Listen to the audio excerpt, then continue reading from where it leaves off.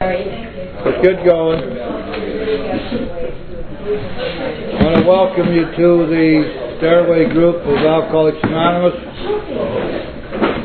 This is our Language of the Heart meeting. If you're not familiar with this book, we have some extra copies, Marilyn. Those who don't have a copy. It's hard to keep them in. People are buying them like crazy now. This book is a collection of all of the articles written by Bill Wilson for the Grapevine from 1944 through 1969. And there's material in this book that you cannot find anywhere else. And it's some really incredible stuff that he wrote. I believe, I could never prove this, but in my own opinion, the second most important book in our literature. There's material in here that just doesn't, you not only won't find it anywhere else in our literature, you won't find it anywhere else in the world. And so the format is very simple. We read a selection from the Language of the Heart, and then we discuss it. And everybody gets into the act, and everybody is, we're real loosey-goosey about our meetings here. We don't, you speak when the Spirit moves you, and speak as long as you want, or as often as you want. What we're trying to do in this meeting is to share some real stuff with each other, some real recovery, and these have been wonderful meetings for that. Anyway, we conduct this as an AA meeting. Let's start with a moment of silence. We'll say the Serenity Prayer together. Thank you, Serenity Prayer. God, grant me the serenity to accept the things I cannot change, the courage to change the things I can, and the wisdom to know the difference. Amen. And Alcoholics Anonymous is a fellowship of men and women who share their experience, strength, and hope with each other, and solve their common problem and help others recover from alcoholism. The only requirement for membership is a desire to stop drinking. There are no dues or fees for AA membership. We are self-supporting through our own contributions. And AA is not allied with any sect, denomination, politics, organization, or institution. It does not wish to engage in any controversy. Neither endorses nor opposes any causes. Our primary purpose is to stay sober and help other alcoholics to achieve sobriety. Tonight because we're running a little late, we're going to pass on the reading of chapter 5. And we're going to go right to our reading tonight in the Language of the Heart. It's an article that Bill wrote in 1961. The article is entitled, God as We Understand Him, the Dilemma of No Faith. There's a lot in that title, by the way. It was, I believe, Henry Ford who said that when I hear it, I'm interested. When I see it, I believe it. When I experience it, I understand it. So the God of our understanding is the God we have experienced. And the experiencing of God in this program is a very simple matter in terms of the concept.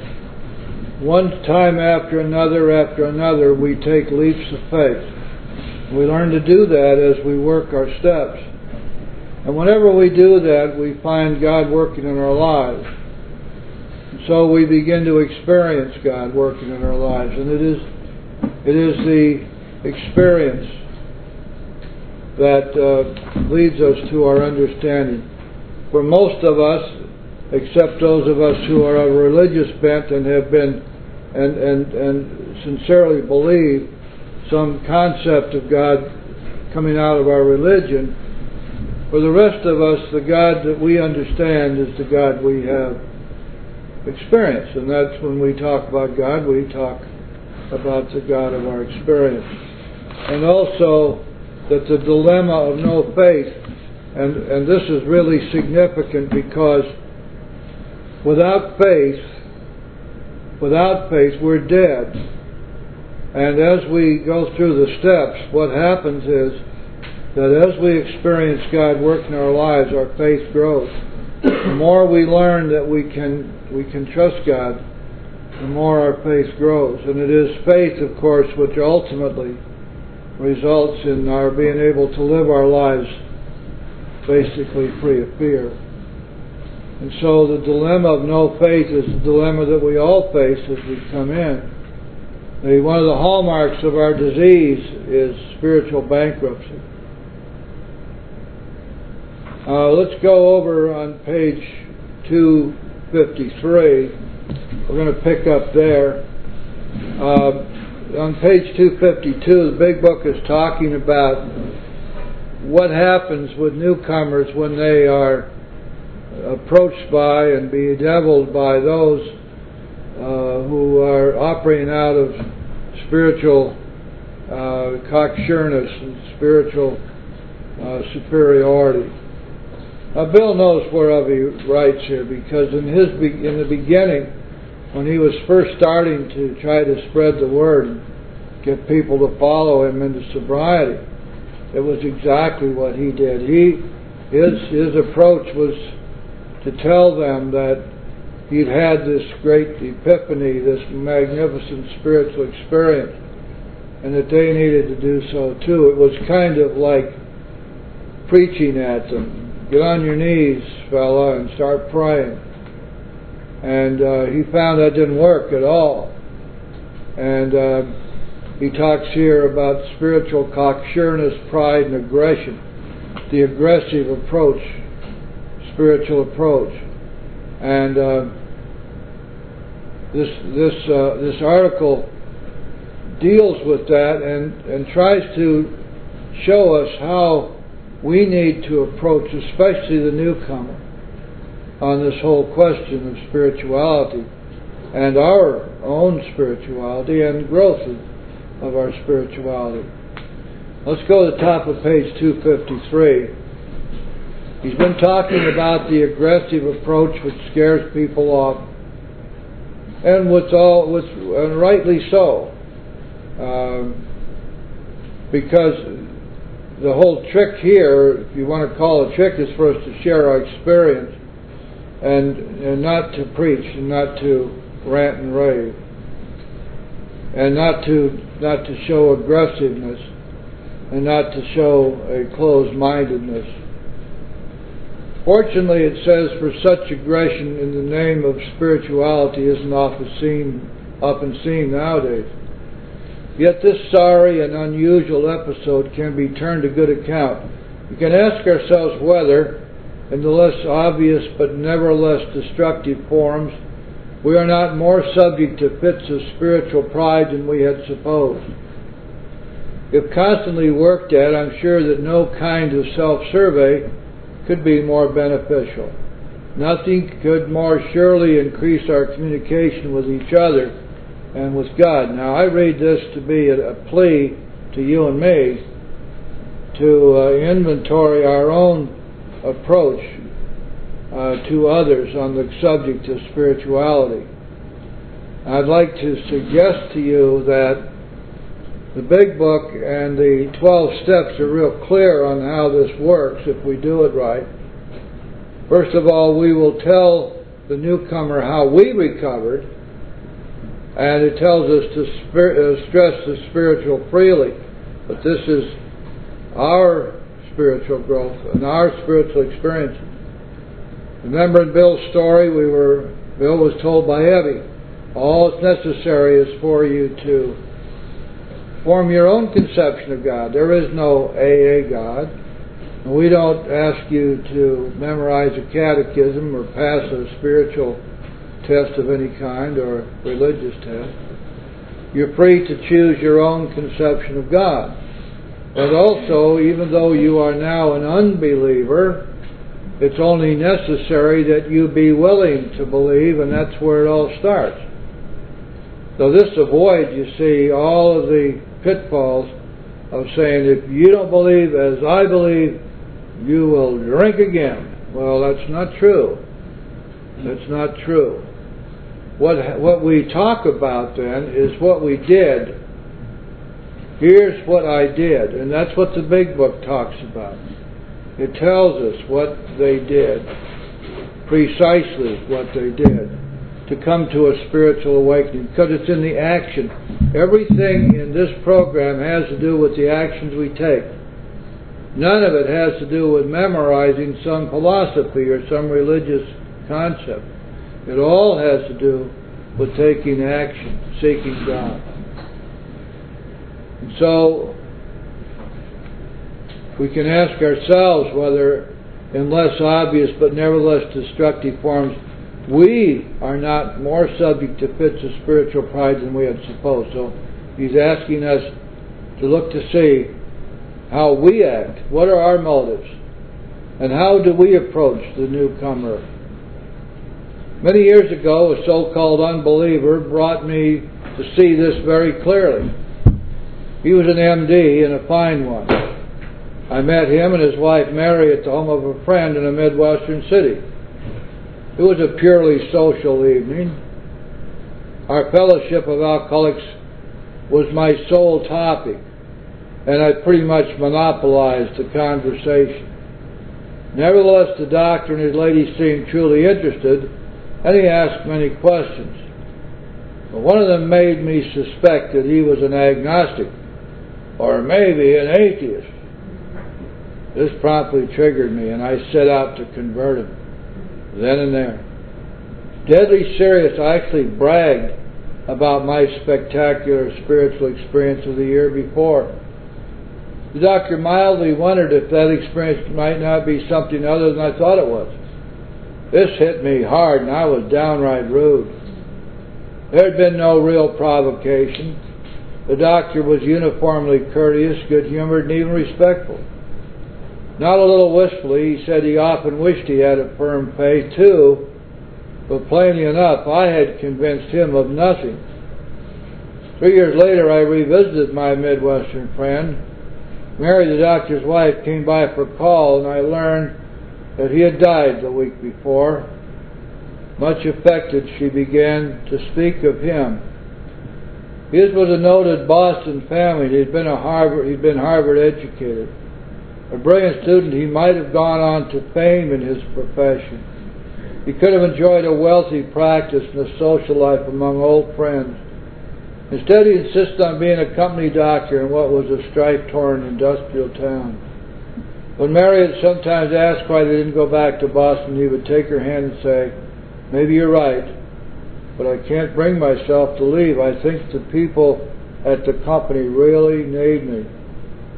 Mary then recalled she had never known her husband to complain seriously about anything or to criticize anyone bitterly. Though he appeared to be perfectly well, the doctor slowed down in his last 5 years. When Mary pried him to go out evenings and tried to get to the office on time, he always came up with a plausible and good-natured excuse.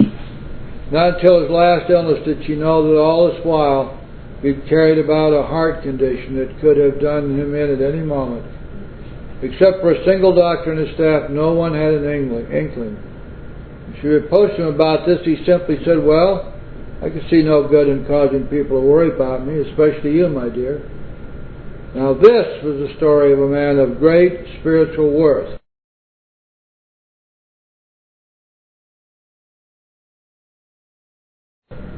The hallmarks were plain to be seen: humor and patience, gentleness and courage, humility and dedication, unselfishness and love, a demonstration I might never come near to making myself. This was the man I had chided and patronized. This was the unbeliever I had presumed to instruct. Now let's look at these attributes that Bill cites here for this doctor. Humor, that's something we practice, isn't it? Patience, we are patient. We practice patience. Gentleness, gentleness is something that we practice, something we do. Courage, we demonstrate courage. Humility, we act with humility rather than with pridefulness. Dedication, We are dedicated. We don't just think about it. It's not a state of mind. It's what we do. We act in a dedicated way. Unselfishness. We act with unselfishness. And love. Love is not a state of mind, by the way. Love is loving action, or it's nothing. Love which is not acted upon is exactly the same as faith. Faith without works is dead. Love without loving action is dead. And when we look at this, what do we find? We find this doctor demonstrating all of his affairs, all of those attributes that we would want to ascribe to someone who is spiritually fit. These are the attributes we would like to have for ourselves. But notice that each and every one of those had to do with the way the doctor conducted his life. And that's the key for us. This program is not about undisclosed states of mind. When we read in the 10th step, the love and tolerance of others is our code, that doesn't mean that we carry around some vague idea of being loving. It means that we act with love. It doesn't mean that we have an attitude of toleration. It means that we tolerate. We are tolerant. And so when we learn this, then we see that what we're learning through the steps is to constantly act upon these things which we ought to do, which in and of itself will always inevitably lead to a spiritual awakening. Mary told us this story more than 20 years ago. Then for the first time it burst in upon me how very dead faith can be when minus responsibility. Faith without responsibility is dead. The responsibility to carry that faith, to act upon it. The doctor had an unwavering belief in his ideals, but he also practiced humility, wisdom, and responsibility. Hence his superb demonstration. Down at the last paragraph, therefore, and I'll believe this with all my heart, faith is more than our greatest gift. Its sharing with others is our greatest responsibility. So may we of AA continually seek the wisdom and the willingness by which we may well fulfill that immense trust which the giver of all perfect gifts has placed in our hands. That's our article for tonight. And now we share with each other, like to share on faith or how we work in expressing our faith to others, or our spiritual feelings to others, or anything which is comparable to that. Please do. And let's start out. Who would like to begin the discussion, please?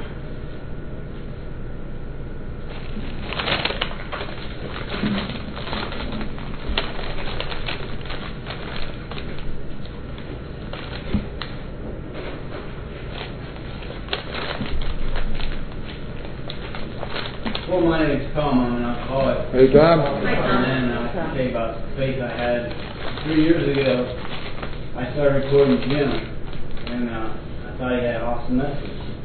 And I went to another group, just put me down for it until you just believe nothing, you know. And I heard some bad things. I knew that the word was, Jim's message was really good, and I just had faith that it would help a lot of people, and it had.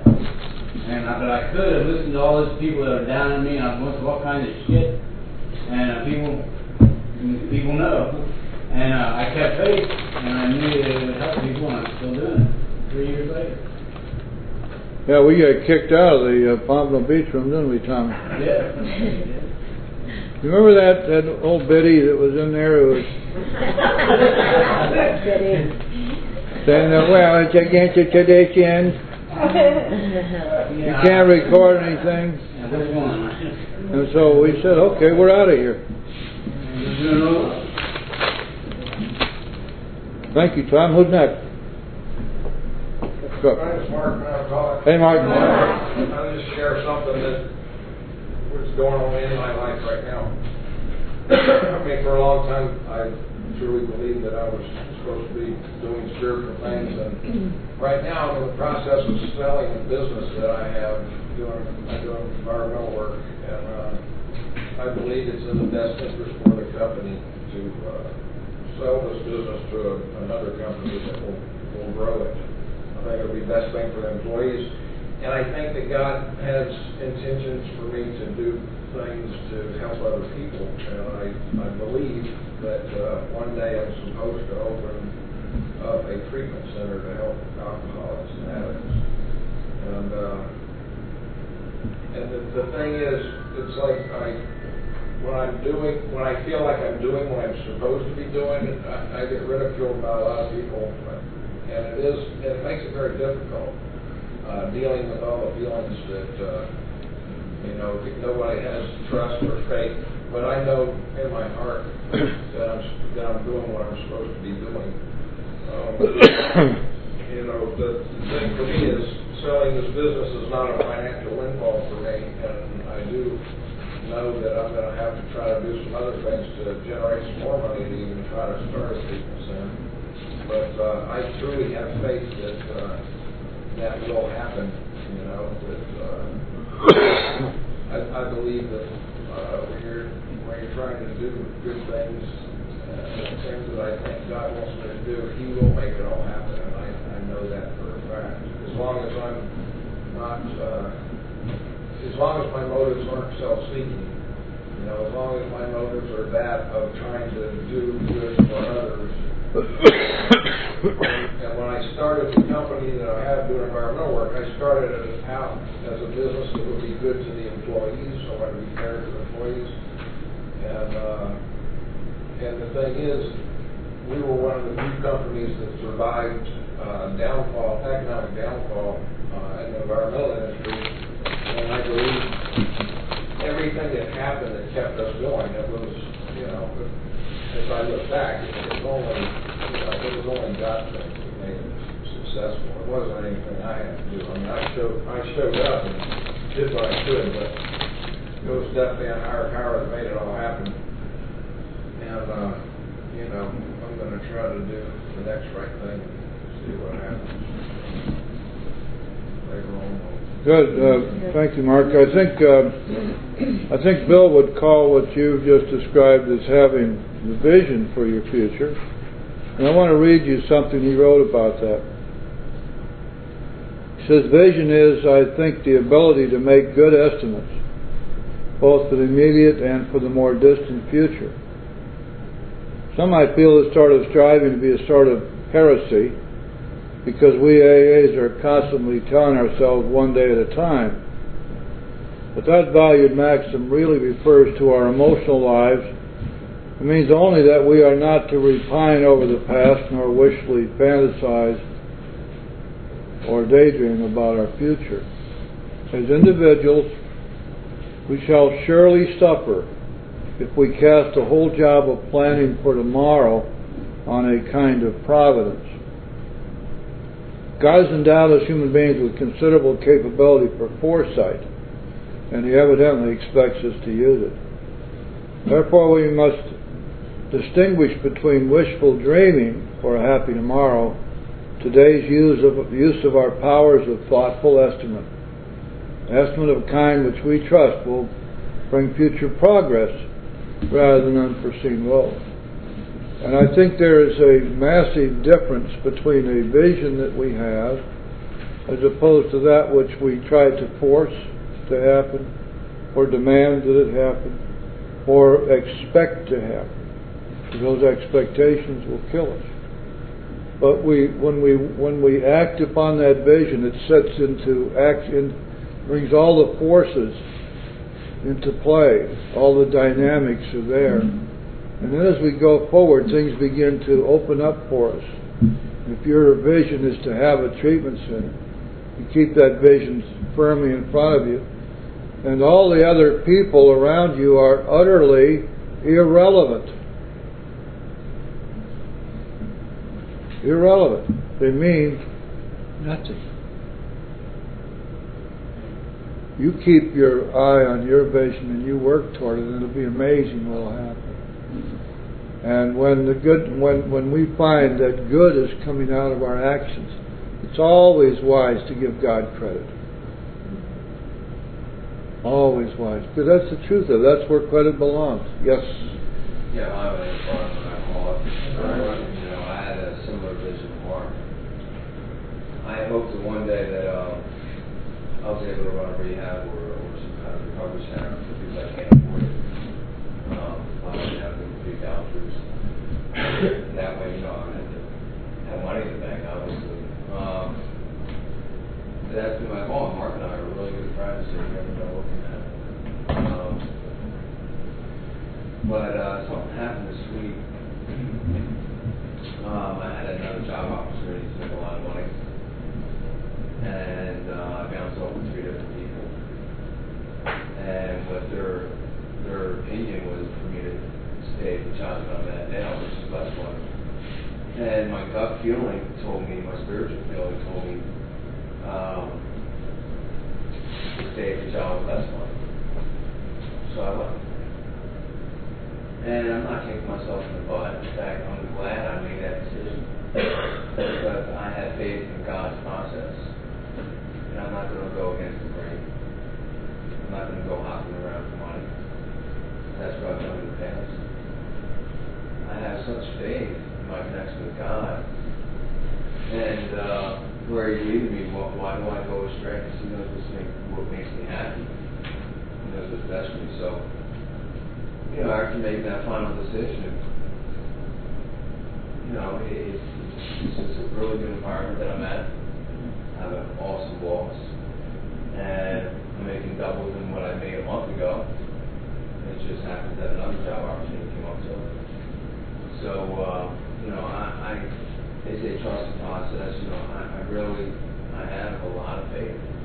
It's almost blind faith because you can't touch it. It's not tangible. But it's that inner faith that makes you smile. You know, trusting the process. That's all I have. Good. Thank you, Brian. Faith is never blind.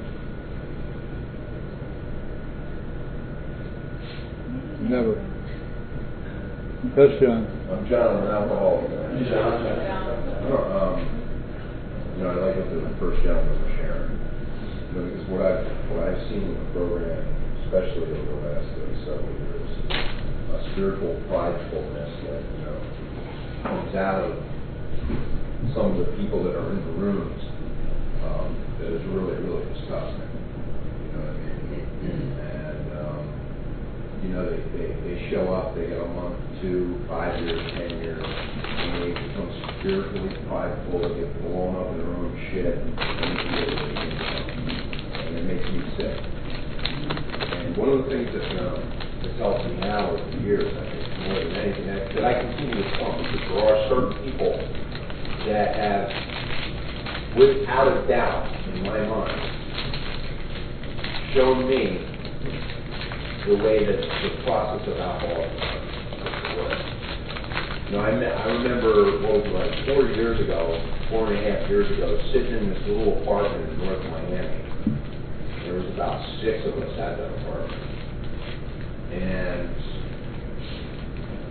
we were all reading a big book, and I think, if I'm not mistaken, it was an 11-step meeting on a Sunday night.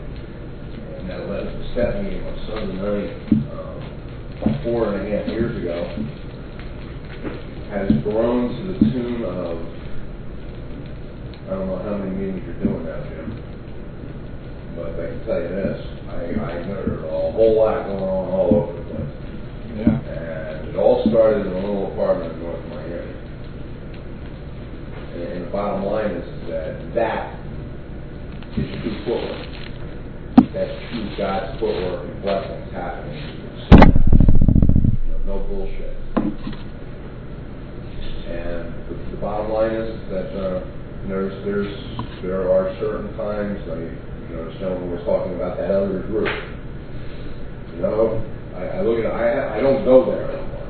You know, based on the fact that, you know, they don't have what I want. And what I want is to recover. And there are certain people that if I'm going through my ups and downs, you know, Kevin, that one on Kevin, tells me the best. He said, listen, John, you're going to go through everything you're going to have to go through. This is between you and God. No human power is going to be able to relieve you of this. But we have a way, and you just got to follow that way. And it's having faith in that process. That's where I'm at today. At least pray for the willingness to have the faith in that process. Sure. And that's it. Thank you. Thanks, John. Well, there's, you know, guys, it isn't a question of bragging or overstating anything when we say that we have a way. In 1935, there was no way. People didn't stay sober. The doctors couldn't do it for us. The churches didn't do it for us. Psychiatrists didn't do it for us. There was no hope. And since 1935, that way has grown and grown and grown, and it has proven itself now with literally millions of recoveries. This is no longer any kind of guesswork. It's a fact. This stuff works. The big problem is we have to be willing to do it. The Big Book makes it very clear. If he or she is to find God, the desire must come from within. And there isn't any way that we can open up their heads and pour that in. We can't force it to happen. It's got to happen for each of us individually. And when it does, we really want to seek God and we really want recovery, then yes, we have the way. And John, it never fails. Never fails. Provided we do the work. And what happens is the failures, if you watch them, are either those who never tried or those who gave up trying somewhere along the way. Or those who went all the way and then stopped going. Somewhere along the line, we fail. The program never fails us. That's the truth of it. Who's next now?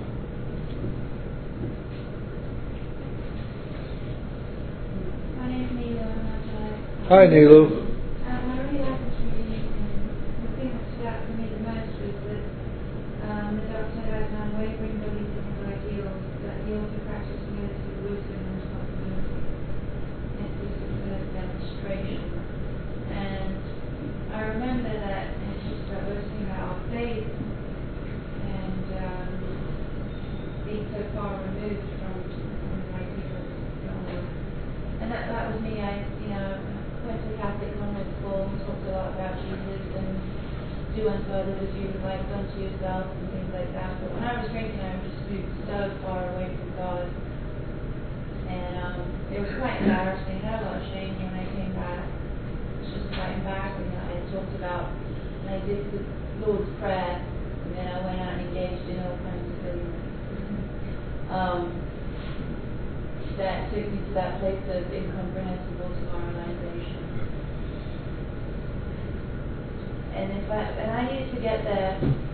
John said you've got to go through what you've got to go through, and I got there and I came crawling back on my knees.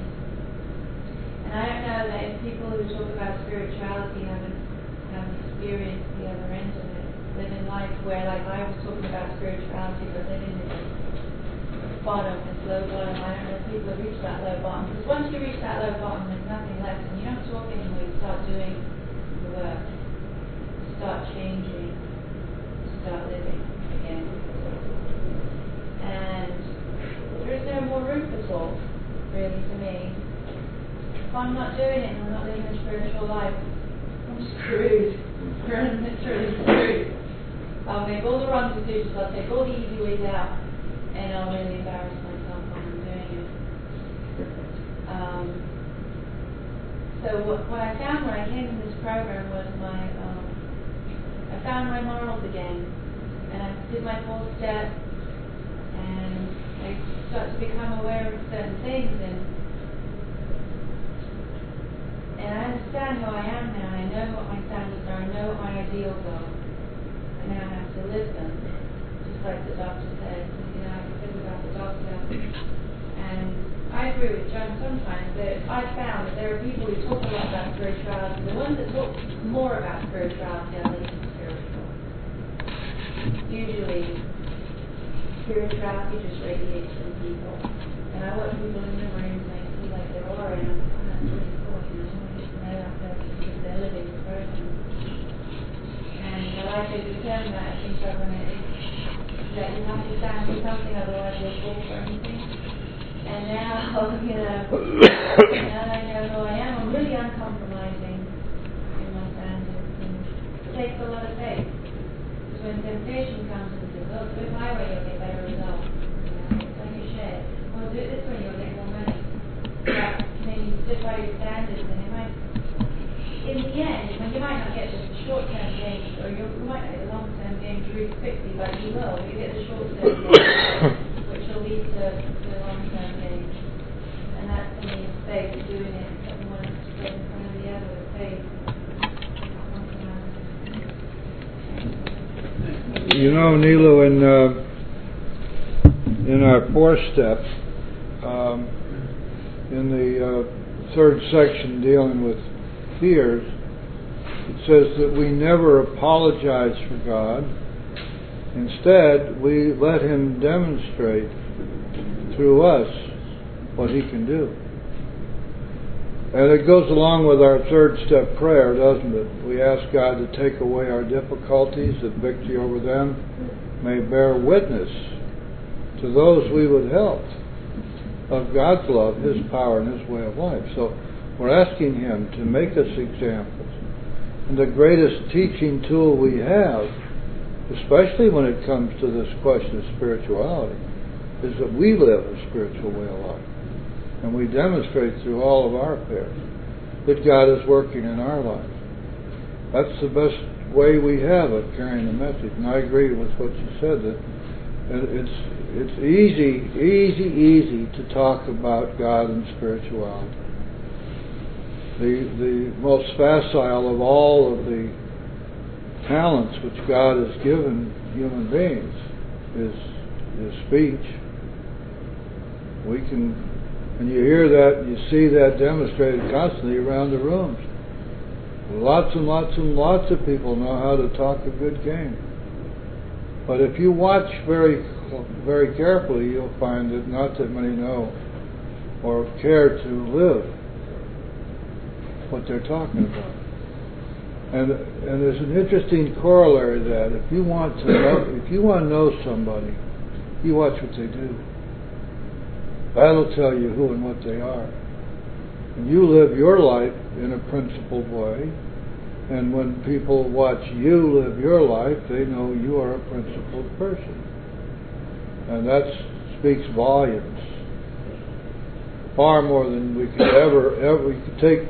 You could broadcast, you could be on the internet, you could be lecturing for 20,000 people at Carnegie Hall, but you won't have anywhere near the impact ever that you have by demonstrating all your affairs that you are a principled person. The way it comes down is this: if I can say that Nilu is a woman of integrity, I don't have to say anything else, because everybody knows you then. And if I must say Nilu is not a woman of integrity, I don't have to say anything else. They know all about you then too. And so these are really interesting things, because we have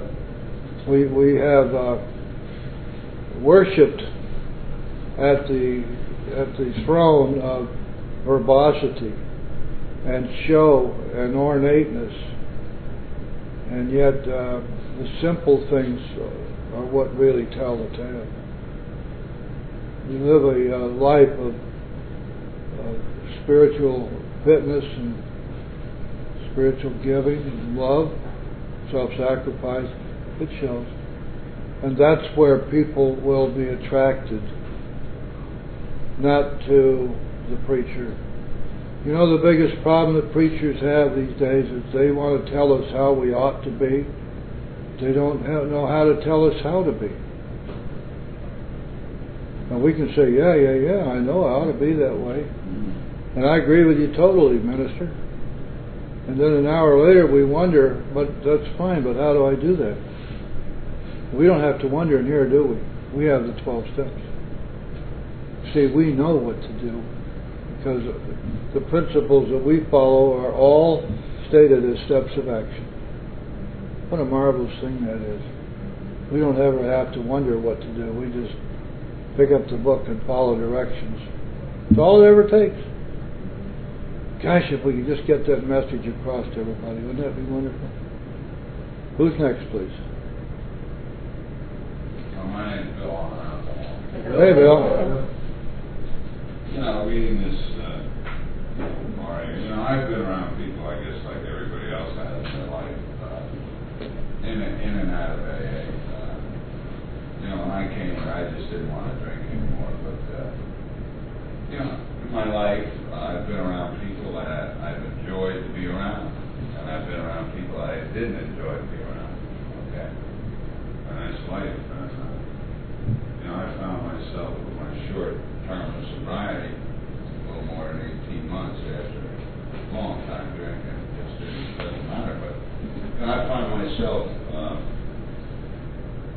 judging people, which I can't hold back on it.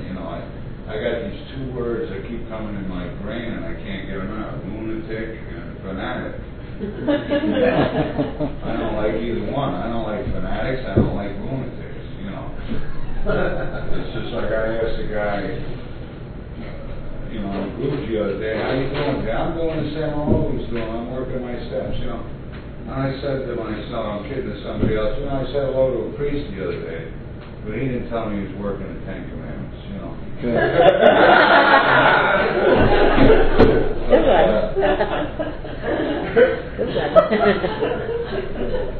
Good one. We all have to, do things our own way, to make us well.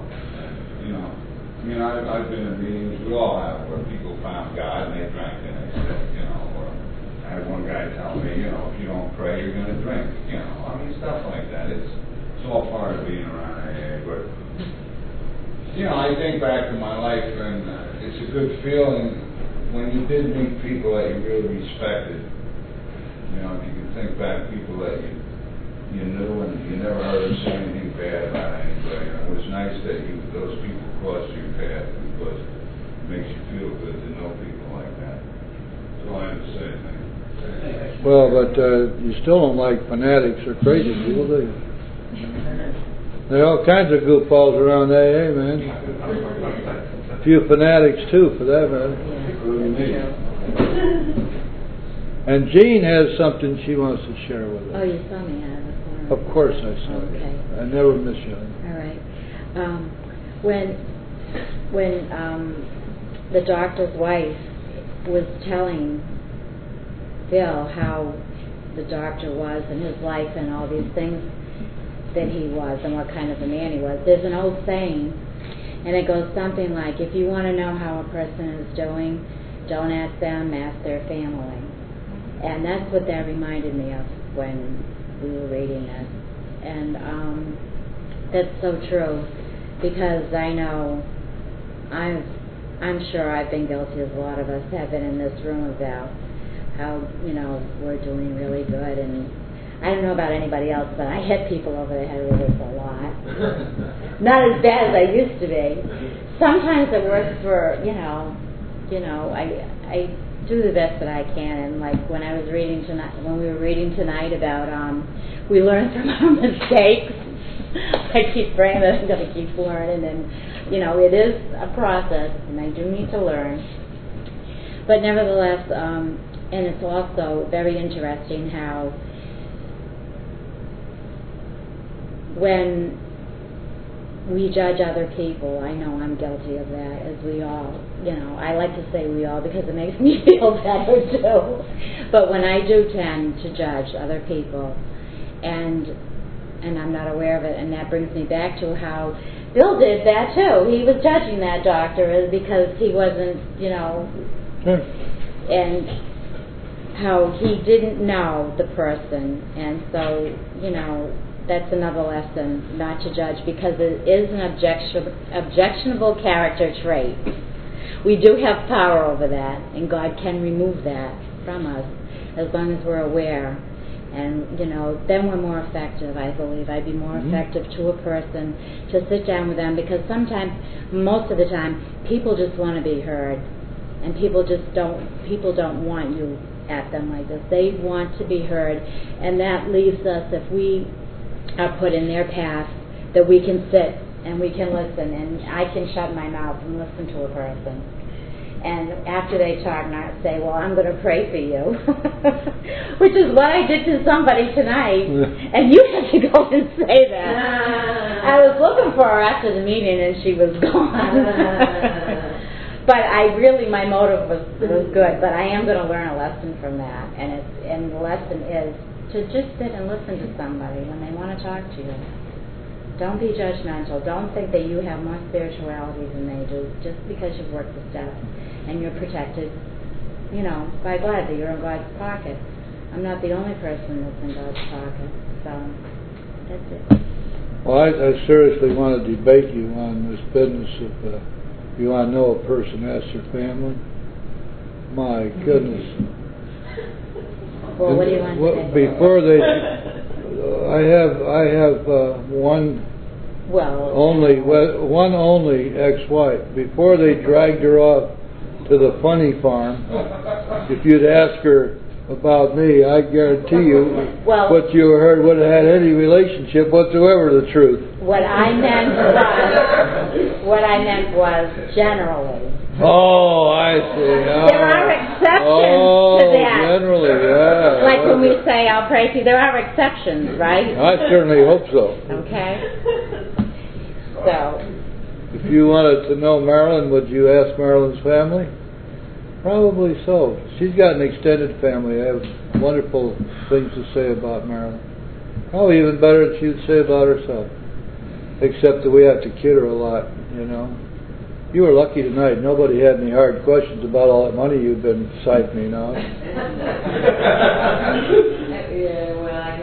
Nobody. You've been doing this for a year and a half now. Nobody's ever really questioned you about what you do with all that money that we collect. Yeah. I know. Someday, one of these days, you're going to have to own up to an audit, I'm afraid. That's when you'll see my tail lights.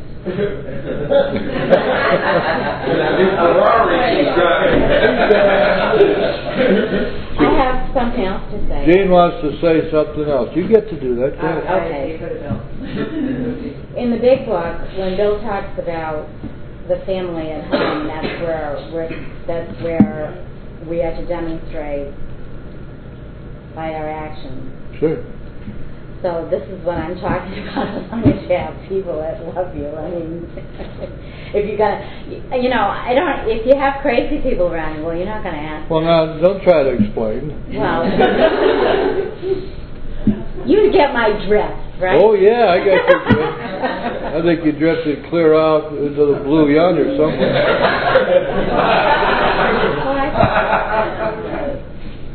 Where's my head?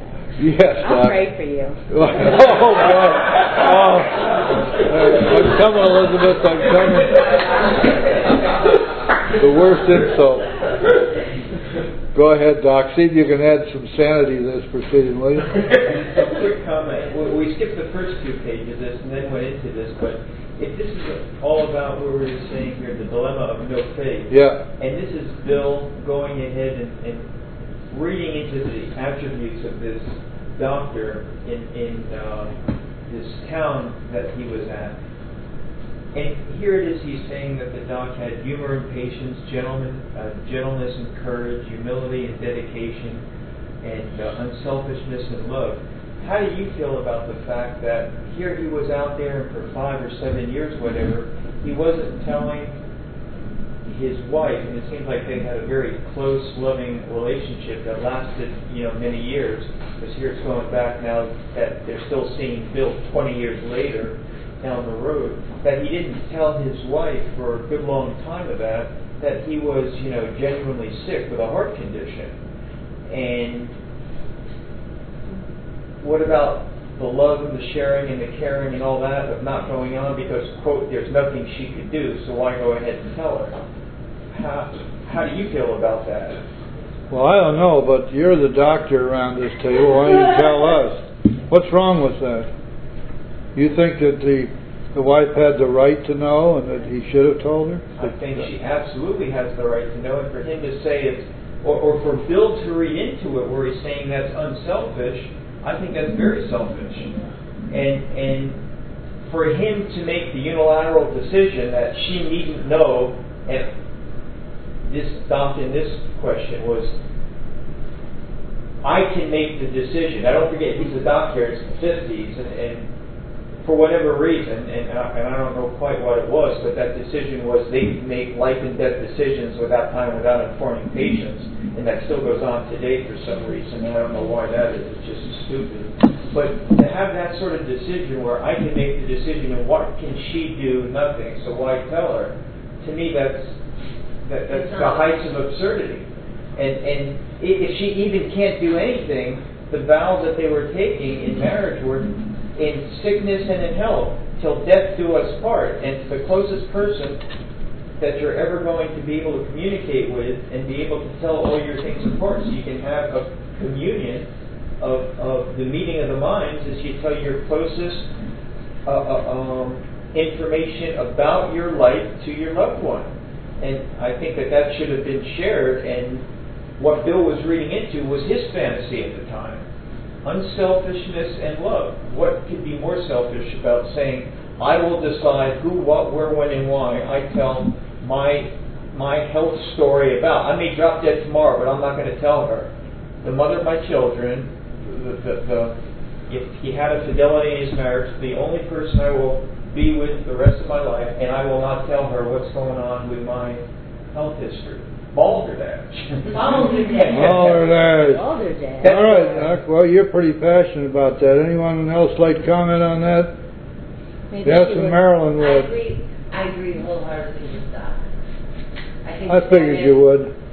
I figured that man was definitely dishonest. I don't see him doing a 10-step every night. Where was I dishonest? And God not saying, tell your wife, hello. You got to remember, in the 50s, this was in the 40s, not the 50s. They were the wife was kept barefoot and pregnant. Yeah. She didn't have to know any of this Talk stuff. about a lot of stuff. But It's not an excuse, but it was a different era. But it's still The good old days. You know what? It doesn't matter to me. I'm gonna smack you. I'm just talking to Neela about this today. It doesn't matter to me what other people do, how they act or anything like that. The only thing that's important to me is that I do my steps, that I do my inventory, because if I don't, I'll get drunk. So you can act any way you want, and how you act, either good or bad, is really of no consequence to me. I just have to work on me.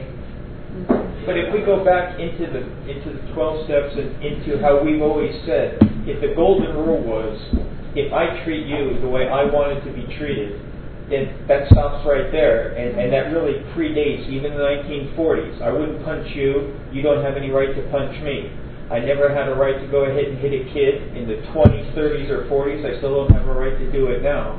And that transcends of all the last decades of, well, that was way back then. No, good behavior was always good behavior. And you know when it's right or wrong. And I still think that still goes on right now. So if we go back and think about that, decent behavior of what you would tell a loved one is still decent behavior now of what you would tell a loved one. But I was just wondering, if we took a poll of everybody here, where we are right now, I guess if we can, if you thought it was right that he would share that information, or somebody in your family, a loved one right now, was ill and was going to do that. What's the objective? We're trying to condemn the guy. No, we're just asking a question.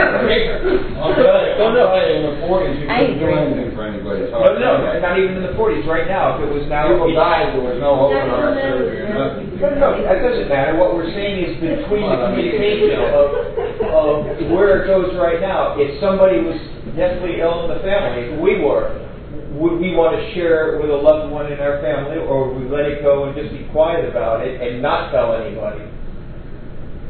I have a comment before we make that. Sure. Poll. I think he says in there that he answered to her that he did not want to worry her. I think So what that is too. motive? Is motive? No. It's like, can I finish? Sure. His motive was clean, and that's what we always have to check. For me, I got to check my motives while I'm doing something.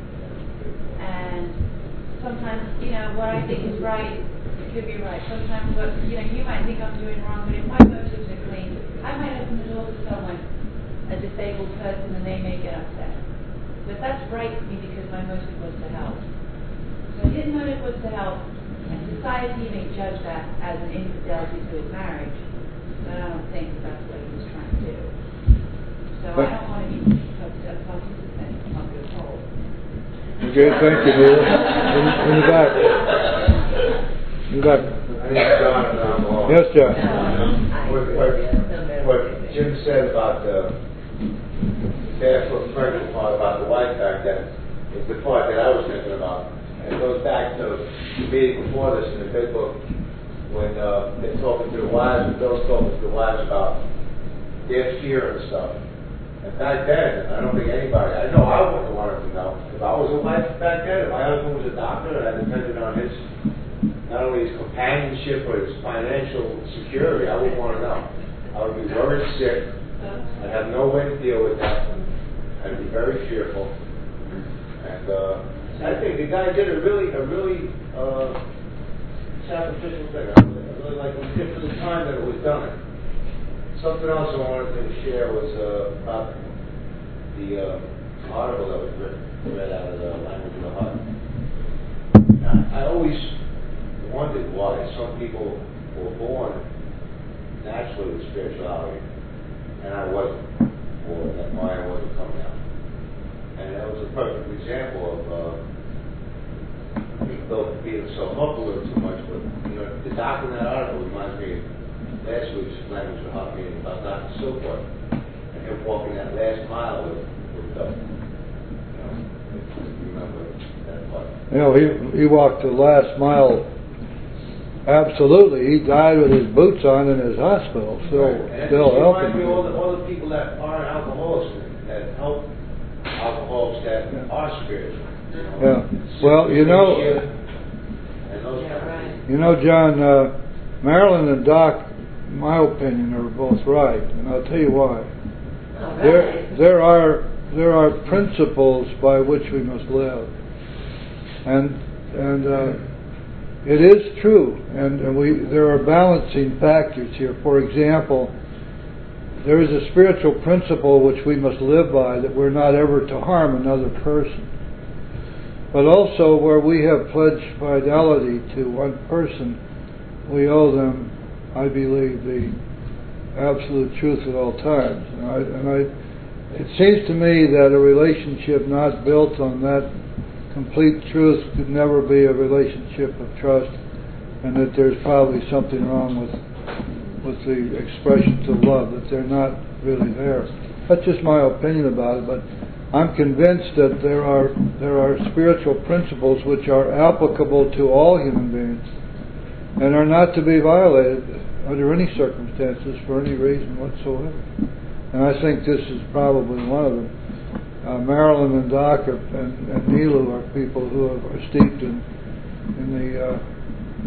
the principles as stated in our steps, and well, they should be. So I see their point of view, and I think I would lean in their direction on this personally. We've reached the end of the rope here, guys. I'm sorry to say. This has been a wonderful meeting. I really appreciate all the great sharing. We got to pay the rent now, guys. And this Unholy Alliance rent is called the 101 Club. Nicks us for a bunch of money every month, so we got to put a few bucks aside to pay them. And if you'll do that, and then after that we'll close the meeting.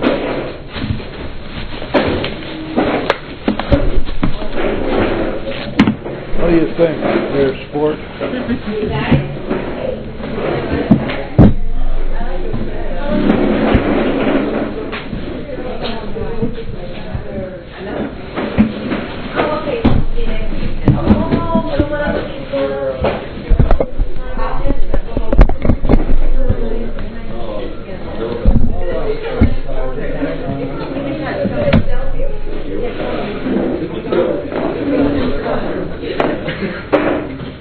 Let the circle represent the unity of our fellowship.